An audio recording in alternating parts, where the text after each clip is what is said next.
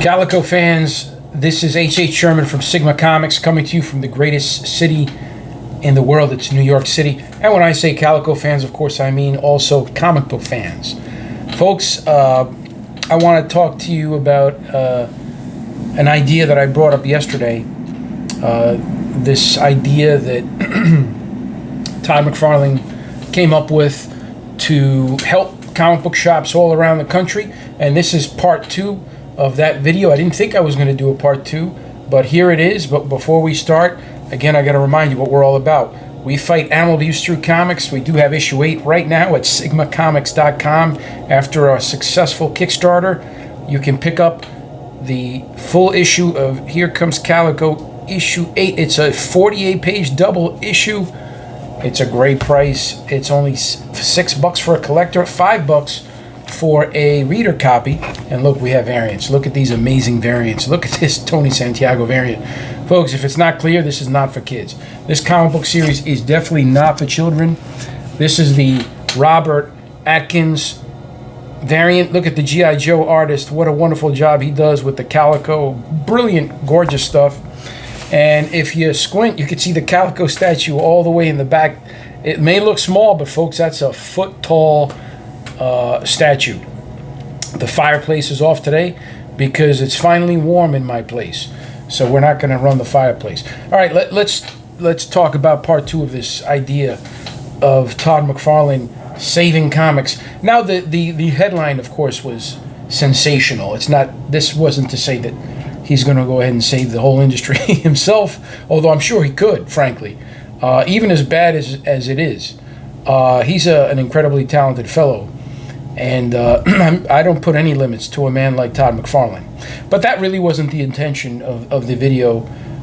Really, it was to create a sensational headline tied to a really good idea in the comic book industry. And for those who didn't see the first video, or if you haven't heard the story, comic book legend Todd McFarlane, who of course drew The Amazing Spider-Man, starting, I believe, in issue 298 or 299, all the way into the, I don't know, I think he did quite a few issues of that for a couple of years at least, I'm pretty sure.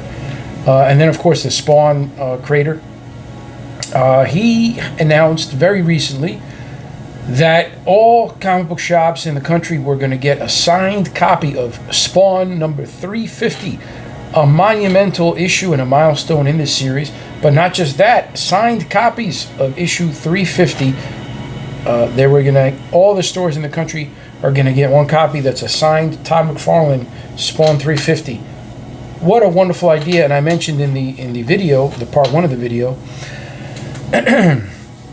that not only was it a great idea and a fantastic gesture on his part to do something great for the industry, that being the comic book industry, but it's something truly special for the comic book shops because it allows them to create really some good buzz around coming to the shop, and that's something that's definitely needed enormously right now. And I gave you guys some homework, the importance of kicking that idea around, because I think from that idea you can get other ideas. And guess what? I actually got one. And I want to hear your thoughts in the comments. So here's the expansion on the idea of yesterday that I was sort of kicking around. So if the idea, which again I think is a good one, of having Todd McFarlane do one copy of a signed copy of a special issue going out to each store, and I mentioned, of course, other creators doing something similar. Look at who is going to be. Let's analyze this, okay? Let's do some scientific analysis here. Who is going to be the main audience? Who's the target audience for this product? It's going to be collectors, without a doubt, right? Yeah, you'll have some readers here and there, but the main group that's going to lust after that issue in their local shop is going to be the collector. Well, once you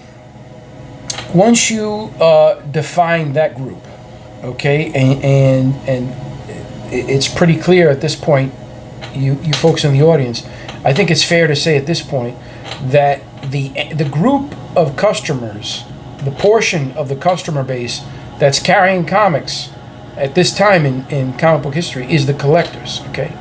So if we've defined that the collector is the main audience for this idea, this wonderful idea that Todd McFarlane has, okay, and we're expanding on this idea, okay? And we know that this group is the main bulk of the customer base right now, or at least the one that's truly supporting the lifeline, right, of the industry. And I mentioned other artists. Well, how about this idea? Think about this for a second. Okay, what are other sort of corollary or related industries that are involved in collecting that people do in tandem with collecting comic books, or at least that's somewhat similar? Well, the first thing that comes to mind is the cards, the baseball cards and football cards and things like that signed. And of course, these are going to be signed comic books, right, by Todd McFarlane. And I got to thinking, well, what if you do it like they do it, which is you have like a yearly main comic book tied to that artist, right? So baseball cards, you have one baseball card tied to that one player for the year, and that's the 2024, Tops or whatever the company is. I don't even know if they're around anymore, but whatever the 2024, and put the baseball player there, right?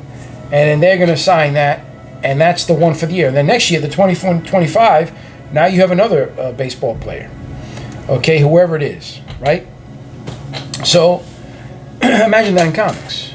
Imagine the 2024 Todd McFarlane comic book. In this case, it's Spawn 350, okay? But I'm talking specifically mainstream, and I mentioned this in the previous video. Marvel and DC are the big, and they have the historical bodies to accomplish an idea like this, whereby they tap into legends in their companies, okay? Seminal works that were done, going back year after year, and then putting out a comic book for that year reprinted as a nostalgia classic issue, a part of the Marvel Collector Series or the DC Collector Series, 2024.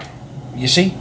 And now we have Artist A, Artist B's, Artist C's, and each one has a special issue that is seminal to their career, okay, that they can sort of look back into, and the company can reprint that issue as now part of the collector series. Here's the 2024 Mark Silvestri, whatever the issue is, and that artist for that year, again, once a year, he goes to the company, signs a bunch of them, they give him a check or her a check, whoever it's going to be, and now Marvel has this great product that they can give to the store. It's a value-add product.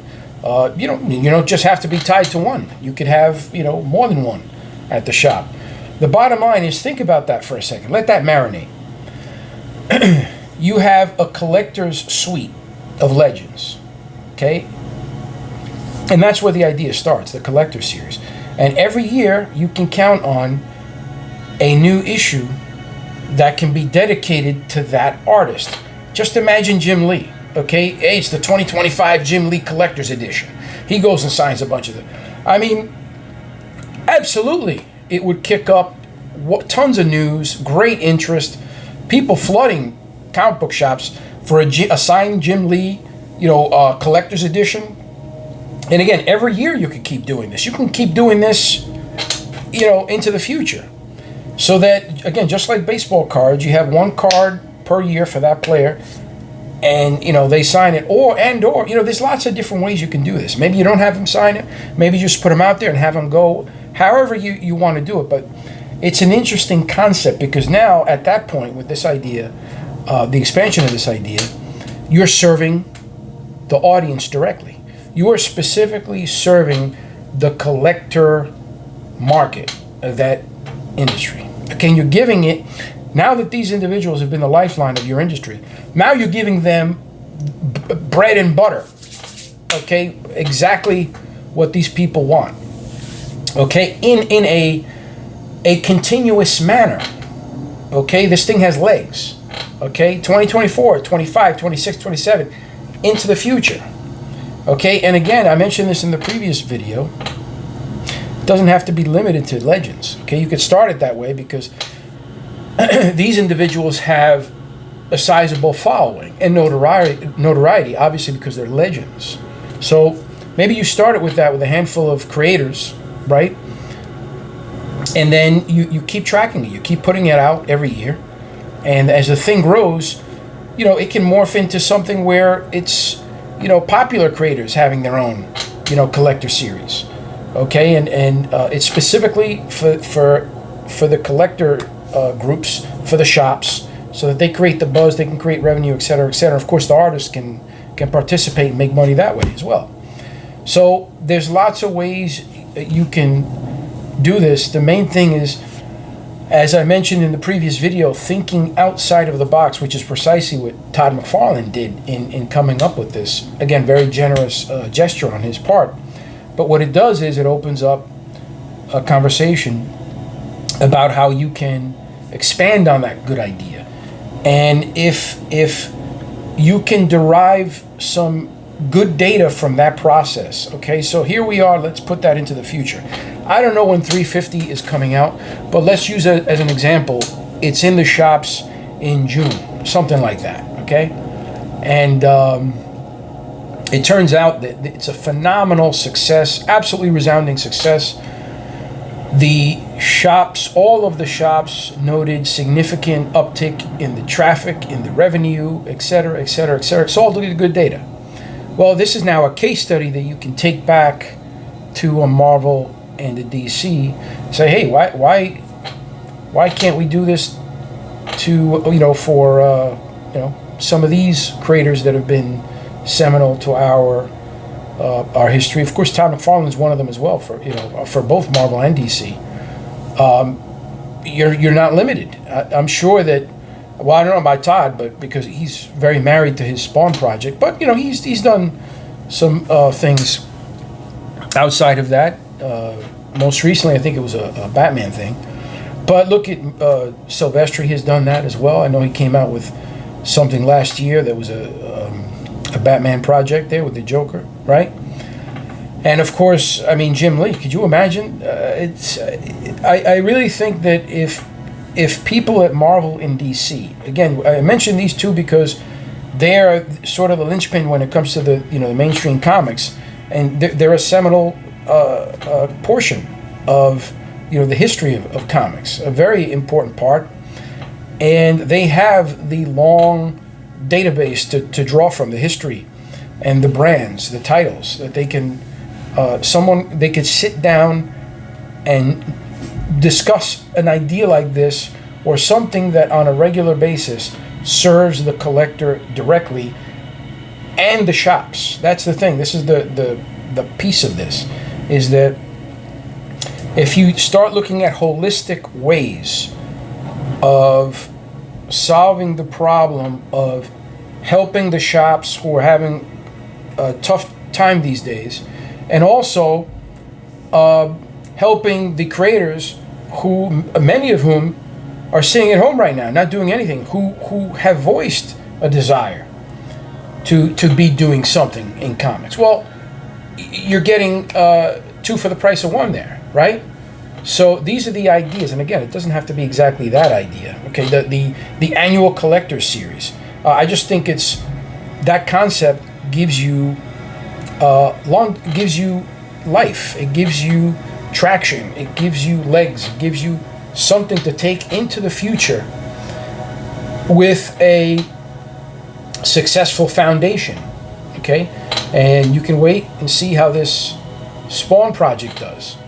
And I think it's going to do very well. I think it's a given. It's going to do well. All right. Anyway, I was just thinking about it today, and I said, let me put out this video because I think if you look at how other collector markets have done it, putting out an annual, an annual product that is something that can be collected, that's special, that is very it's an emotional tie-in to the creator. There's a special connection with the product and the creator. I think you could do something with that, right? So anyway, let me know what you think in the audience. I'm really interested in this idea and to see what happens with Mr. McFarlane's issue there in the shops. Let me know what you think. If you like the video and if you like videos like this from Sigma Comics, hit the like button, hit the subscribe button, and you already know how we end these videos. Keep on fighting for animals.